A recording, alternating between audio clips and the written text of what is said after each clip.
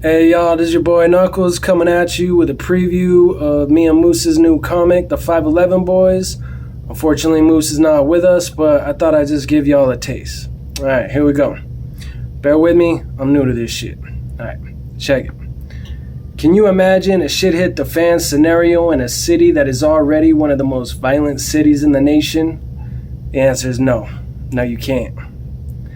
It was the year 2031, and Moose and Knuckles were a couple of best friends and roommates in their 30s who lived together in a 2-bedroom house in Albuquerque, New Mexico, in the Uptown area, and who had known each other for about 10 years after meeting at the Public Safety Academy as rookies.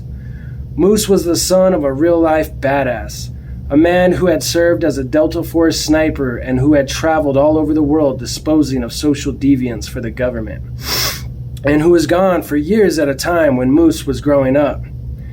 As a result, Moose had grown up to be a Viking firefighter with a goatee that was 3 feet long and braided in the fashion of the old ones, and blazing red hair that shone like the sun.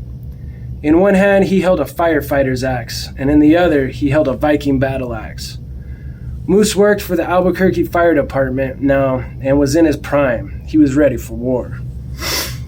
Nux was a sheriff's deputy with the Bernalillo County Sheriff's Office. Nux had had a crazy childhood after being born the son to a couple of cult leaders who had died in battle when their compound was raided by the government. After that, Nux bounced around the system for a while before he decided to get emancipated and go his own way in life. Nux kept having these dreams where the world had been cleansed in blood and fire, and where the survivors had emerged to form one tribe, one people, one nation, one world. The letters USPR kept swirling through his mind. What did it mean? What were these strange dreams, and did they foretell of a strange and glorious future? Who could say? Moose and Nux were a couple of like-minded souls, and they were both survivalists, not to be confused with preppers, whose whole plan usually consists of preparing for one specific eventuality and involves stockpiling and staying in one place.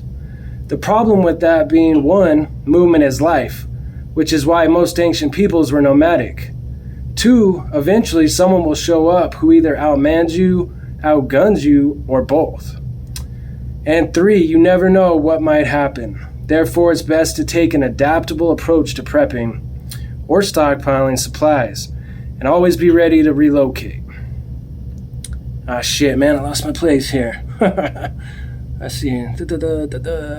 Alright. Always be ready to relocate, fight, or run. So when shit hit the fan, Moose and Nux were ready to go. This is their story. Hey, Moose, get over here. You have to see this. It's really happening, man. Shit's actually hitting the fan.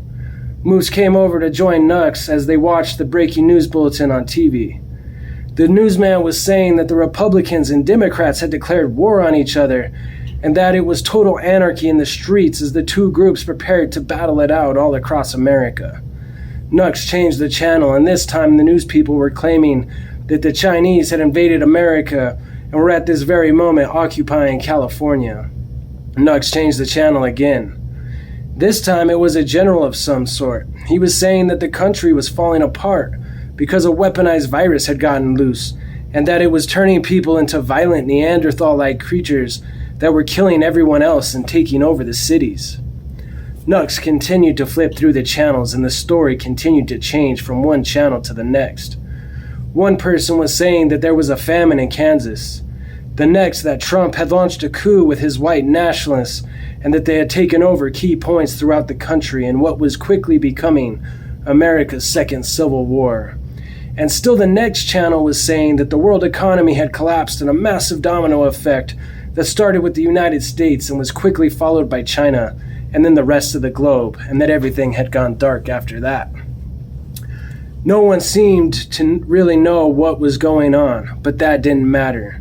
It didn't matter what had caused the shit to hit the fan, it only mattered that it had hit the fan. And Moose and Nux knew exactly what to do. Initiate Protocol 511.